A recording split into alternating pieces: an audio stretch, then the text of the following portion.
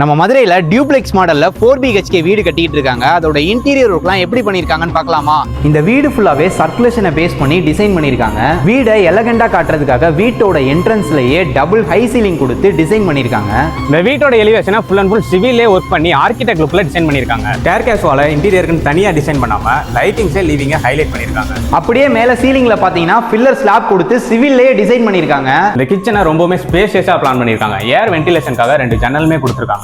இந்த கிச்சனை semi modeller டைப்ல பில்ட் பண்ணிருக்காங்க. இருக்க இடத்துலயே பிரேக்ஃபாஸ்ட் கவுண்டருமே பில்ட் பண்ணிருக்காங்க. இந்த வீடு ஃபுல்லாவே காத்தோட்டத்துக்காக இந்த மாதிரி பிரெஞ்சு ஸ்டைல்ல பெரிய பெரிய ஜன்னல் கொடுத்திருக்காங்க. நல்ல கிராஸ் வென்டிலேஷனுக்கும் பக்காவா இருக்கும். வீடு ஃபுல்லா பகல்ல நல்ல வெளிச்சமாவும் கூலிங்காவும் இருக்கும். இந்த வீட்டோட பெட்ரூம்ல அட்டாச் டாய்லெட்டோட சேர்த்து இங்க இருக்கக்கூடிய சின்ன இடத்துல ரொம்பவே யூனிக்கா பாத் டப்புமே பிளான் பண்ணிருக்காங்க.